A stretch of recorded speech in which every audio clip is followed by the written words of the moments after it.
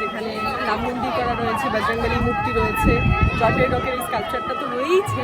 বিকেল 5টা বাজে এখন, এত রোদ এখানে, মানে সূর্যের এত জোর এখানে, মনে হবে কি দুপুর 3টে বাজে। নীলাভ সবুজ বর্ণের, আর তার চারপাশে এইখানে দৃশ্য পুরো ছবির মতন আঁকা মনে হচ্ছে। আর ওপাশে সোনালি রং হয়ে গেছে, সূর্য অস্ত যাবে এরপর। কিন্তু পুরো মাছের পসরা, বাপরে। সারাদিন ঘুরে আমাদের বিধ্বস্ত লাগছে, তার মধ্যেও আমরা এখানে একটা মিনি গোয়া ভাইবস দিচ্ছি। Good morning from Alleppey. আজকের দিনটা শুরু করছি আমরা আলেপ্পি থেকে, এক্ষুনি চেক আউট করবো, চলে যাবো ভার্কালার দিকে। তো welcome to our channel, welcome to catch match. যারা ভিডিওসগুলো দেখছো ভালো লাগলে অবশ্যই লাইক কমেন্ট শেয়ার করতে ভুলো না, এবং সাবস্ক্রাইব অ্যান্ড ফলো করে পাশে থেকো। আগে তো এত রাতে এসেছি আর রুমটা দেখানো হয়নি। এটা কিন্তু একটা খুব সুন্দর আমরা রুম পেয়েছি ছোট্টখাট্টোর মধ্যে, কিন্তু এই যে আমাদের ড্রেসিং টেবিল, এটাতে শুধুমাত্র আমিই ফিট করব। সামনে গেলে আর মনে হচ্ছে আর কেউ ফিট করবে না, তাই তো? আসবি নাকি একবার সামনে দাঁড়িয়ে ফিট হতে? দূর থেকে দাঁড়ালে ঠিক আছে। ও মা গো মা! আর দেওয়ালগুলো দেখেছো, মনে হচ্ছে বালি ছিটিয়ে দিয়েছে। দেয়ালটা কিন্তু বেশ অন্যরকম দেখতে। তো চলো বেরোনো যাক। এখানে এই হোটেলের করিডোরটা আমার খুব ভালো লেগেছে। তারপর বাইরে বেরিয়ে সামনে একটা ব্যালকানিও রয়েছে ছোট্টখাট্টো। এই যে দেখো কি সুন্দর দেখতে না চারপাশ, নারকেল গাছেই ভর্তি এখানে। একটু বিচ সাইডেই নিয়েছি আমরা রুম, ম্যাক্সিমাম 4%, তার মধ্যে তো দুটো ট্রলিতেই 4 হয়ে গেছে, 2+2 4 লিফটে। ও গাড়ি নিচে ওয়েট করছে। আলেপ্পি ছেড়ে বেরোতে না বেরোতেই বৃষ্টি, চারপাশ পুরো একদম সাদা হয়ে গেছে বৃষ্টিতে।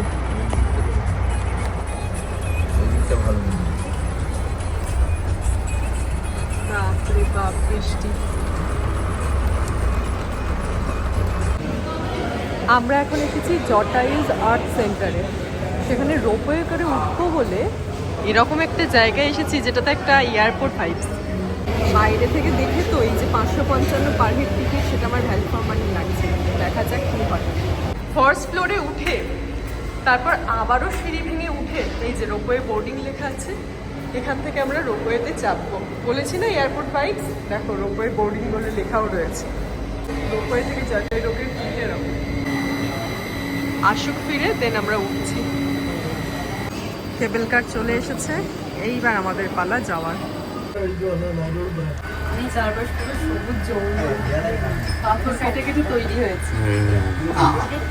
এখান থেকে এইটুকুনি, বেশি না। ওই যে দূরে দেখা যাচ্ছে জটায়ু, কিন্তু তার জন্যই এই বললাম পায়ে হেঁটেই চলে যাওয়া যাবে মনে হচ্ছে। হ্যাঁ, 1 কিলোমিটার হাঁটা, কেউ চাইলে হেঁটে উঠতে পারে। 61 স্টেপস, 861টা সিঁড়ি, কেউ চাইলে হেঁটে উঠতে পারে, কিন্তু রোপওয়ের অপশনও রয়েছে। মাঝখানে হেলিপ্যাড কেন? অনেকটা ডিপ এখানটা, খুব আস্তে আছে, খুবই আস্তে, খালি দুলছি আমরা। আমরা ভাবছিলাম মুনরোতে যাব, কিন্তু ড্রাইভার বলছে যে না, আসলাম কিছু নেই, ক্যানয় রাইডটা ওখানে খুব স্পেশাল। আমরা এখন ভার্কালাতে যাব। আর ওই পাশে দেখো ত্রিবান্দান জুও রয়েছে এখানে। দেখা যাক কোথায় কি যাওয়া হয়। চলে এসছি একদম জটায়ুর সামনে, জটায়ুর পেছন দিক থেকে দেখাচ্ছি। ওপর থেকেই চারপাশটা দেখে এখন রাহুল বলছে এই বাবা, এটা তো পুরুলিয়ার মতন লাগছে। ওই সেরকম রক, চারপাশে সবুজ ঘন জঙ্গল। আমরা এখন চলে এসছি এই গ্যালারি পোর্শনটাতে। সামনে যাবো, আরো কি কি আছে সব দেখবো।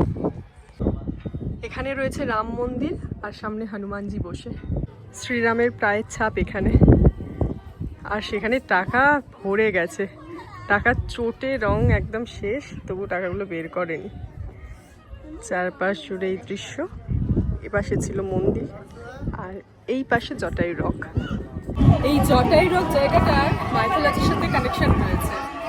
যখন লঙ্কার দিকে নিয়ে চলে যাচ্ছিল রাবণ সীতাকে অপহরণ করে, তো তখন জটায়ুর সাথে সংঘাত হয় এবং জটায়ুর ডানা কেটে দেওয়ার পর এই জায়গাটাতেই, এই রকের ওপরই জটায়ু পড়েছিল বলে মনে করা হয়, মানে সেরকমই কথিত রয়েছে।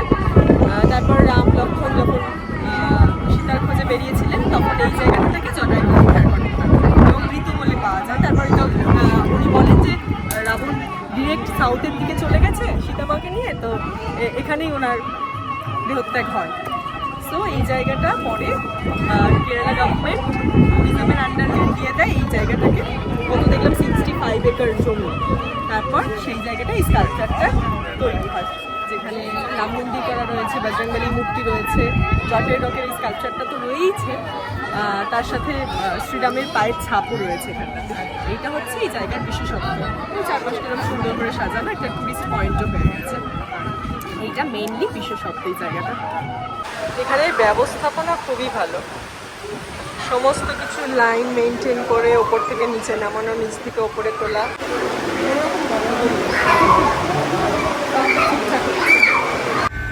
এবার এসছে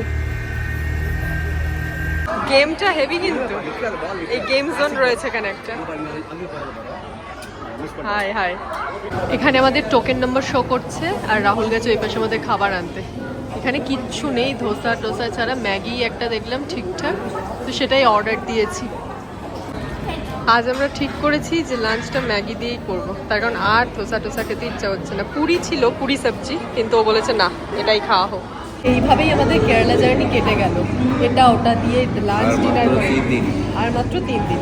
চতুর্থতম দিনে আমরা উড়ে চলে যাব Kolkata. Hi hi, VR gaming,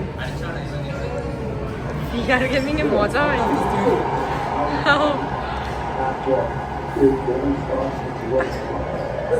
বাবা।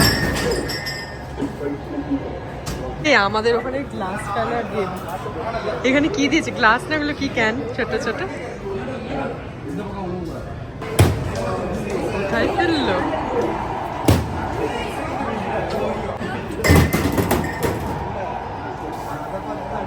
এখানে যেহেতু বেশ রোদ গরম, তাই বেশ কিছু জায়গায় এরকম ওয়াটারের ব্যবস্থা রয়েছে, ফ্রিতে পানি।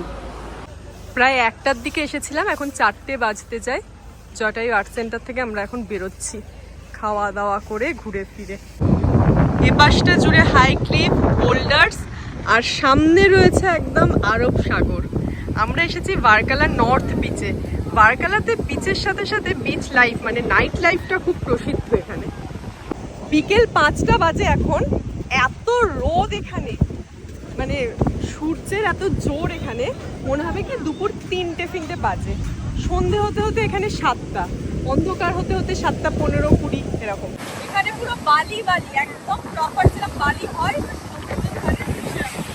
গতকাল ছিলাম ওদিকটাতে, মানে অ্যালিপি বিচে, ওখানটায় বালিটা কাদা কাদা, পা পুরো কাদা হয়ে যাচ্ছে। এখানে কিন্তু একদম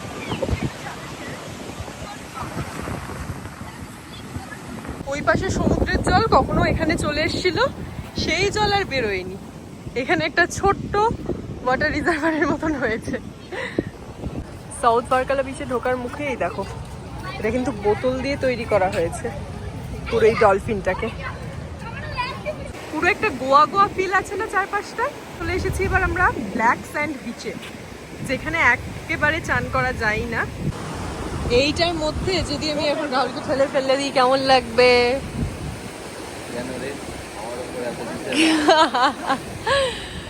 রাগটা ওর ওপর এই কারণেই যে ও কথা শোনে না, হাবিজাবি চাটি খরচা করে ফেলে।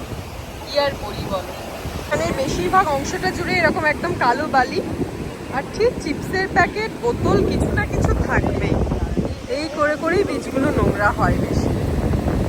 এই যে সুন্দর চারপাশটা, বিশেষ করে এই দৃশ্যটা, এই যে নারকেল গাছগুলো সৌন্দর্য আরো বাড়িয়ে দিয়েছে। যেরকম অ্যালেপ্পি বিচটাই দেখছিলাম ওই টাইপেরই পুরো ব্ল্যাক স্যান্ড ছড়িয়ে রয়েছে চারপাশে, তাই এটা বারকালার ব্ল্যাক স্যান্ড বিচ। পরিষ্কার বিচ, সামনে একদম যতদূর চোখ যায় শুধু নীল সমুদ্র। নীল না, একটু আরব সাগরের জল একটু সবুজ সবুজ, নীলাভ সবুজ বর্ণের। আর তার চারপাশে এইখানে দৃশ্য পুরো ছবির মতন আঁকা মনে হচ্ছে। আর ওপাশে সোনালি রং হয়ে গেছে, সূর্য অস্ত যাবে এরপর। অসম্ভব সুন্দর এই বারকালার ব্ল্যাক স্যান্ড বিচটা, মানে সূর্যাস্তটা তো এখান থেকে দুর্দান্ত লাগছে, আর এই চারপাশটা মিলিয়ে একটা অদ্ভুত সুন্দর পরিবেশের সৃষ্টি করেছে। বিচ অ্যাক্সেসে প্রপার কোনো রাস্তা নেই, বোল্ডার্স ভেঙে ভেঙেই কোনো মতে ওঠানামা করতে হবে। One of the best sunset in my life. আরব সাগরে নীলাভ সবুজ জল আর তার সাথে সুন্দর প্রকৃতি। এক্ষুনি মনে হচ্ছে বৃষ্টি হবে, এবার প্রকৃতিতে গিয়ে এটা ঢুকে গেল প্রেমে। হাই হাই, সুন্দর ফ্রেমটা ছিল গো, প্রকৃতির মাঝখানে এটা কে? তো এই সুন্দর দৃশ্য উপভোগ করতে গেলে কিন্তু একবার ভার্কালাতে আসতেই হবে। ভার্কালা নর্থ ক্লিফের আমরা সামনে, এইখান দিয়ে নেমে যেতে হবে বিচ অ্যাক্সেস। আর চারপাশে এরকম সুন্দরভাবে সেজে উঠেছে, এটা এখানকার মেন বিচ। এই খাড়াইটা কি বোঝা যাচ্ছে? গাছের আড়ালে বোঝা যাবে না, চারপাশে কাজু গাছ ছড়িয়ে রয়েছে। এইখানটা দিয়ে একটা খাড়াই সিঁড়ি পেরিয়ে তারপর এই বিচে নামা যায়। এখন 7টা বাজে, কিন্তু চারপাশ দেখো, মনে হচ্ছে দেখে একটু? একদমই না। সূর্য তো ডুবেই গেছে আর চারপাশ আলোয় আলোকিত হয়ে উঠেছে। ভার্কালা বিচের সাইডে দেখো, এই সমস্ত লাইভ কাউন্টার থেকে নিয়ে তোমাদের ফিশ ফ্রাই করে খেতে হবে। বাপরে, তো পুরো মাছের পসরা, বাপরে। কাঁকড়া। এখানে এরকম সামনে সুন্দর সমুদ্রের ঢেউ দেখতে দেখতে এই সমস্ত ক্যাফেটেরিয়াগুলোতে খাওয়া যাবে। আর তুমি তোমার পছন্দ অনুযায়ী চুজ করে নিতে পারো। প্রত্যেকটার সামনে এরকম মেনু কার্ড দেওয়া আছে, সো সমস্যা হবে না। এটা বেশ ভালো একটা ব্যাপার। কোথায় কি পাওয়া যায় না যায়, কিরকম প্রাইসিং রয়েছে সবটাই জানতে পারবে। ভেতরে আর যেতে হবে না, সামনে থেকেই দেখা যাবে। এই ক্যাফেটাতে এসেছি আমরা, লাইভ মিউজিক, খানা পিনা, সিজলার, আর ব্যাকে সমুদ্র। সারাদিন ঘুরে আমাদের বিধ্বস্ত লাগছে, তার মধ্যেও আমরা এখানে একটা মিনি গোয়া ভাইবস নিচ্ছি। আবার মাসাজ সেন্টারে গেছিলাম, সেখানে কার্ড এনেছি। এখানে আয়ুর্বেদিক মাসাজ ফেমাস, কেরালার আয়ুর্বেদিক মাসাজ। দেখা যাক কোনটা কি হয়। আপাতত অর্ডার দিয়েছি, খাবার ওষুধ দেখাচ্ছি। আমরা এসে গড জোন কান্ট্রি কিচেনে ভার্কালাতে। সামনে গান শুনছি কিন্তু কিছুই ভাষা বুঝছি না। অনেক রেস্টুরেন্টে খাওয়া হচ্ছে, এইরকম সমুদ্রের সামনে, আরব সাগরের সামনে বসে এই রেস্টুরেন্টে খাওয়ার এক্সপিরিয়েন্স ফার্স্ট টাইম। প্রায় 20 মিনিট ধরে অপেক্ষা করে করে করে এখন আমাদের 20 না 30 বোধহয় হয়ে গেছে, না 30 মিনিট করেই যাচ্ছে।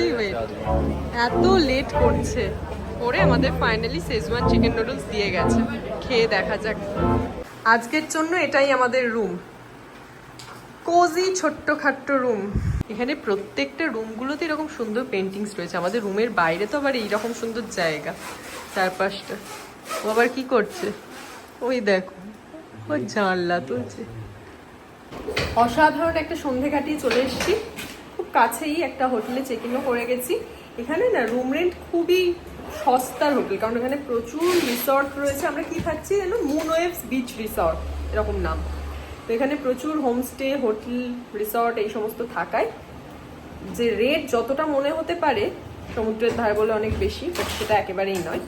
তো এবার ফ্রেশ হয়ে মানে স্নান করতে হবে, পুরো শ্যাম্পু করতে হবে। পুরো গা পুরো চ্যাট করছে, নোনা জলে পুরো গা ভর্তি হয়ে গেছে। এত বিচ ঘুরেছি পুরো নোনা জলের ছিটেতে। তো আজকে ভিডিওটা এই অবধি রাখছি। খাওয়া দাওয়া কমপ্লিট, এবার ফ্রেশ হবো, শোবো। কালকে আবার কোভালামের উদ্দেশ্যে রওনা দিতে হবে। ভিডিওগুলো ভালো লাগলে লাইক কমেন্ট শেয়ার করতে ভুলো না। Subscribe and follow catch match. দেখা হচ্ছে নেক্সট এপিসোডে। Till then stay tune, bye by.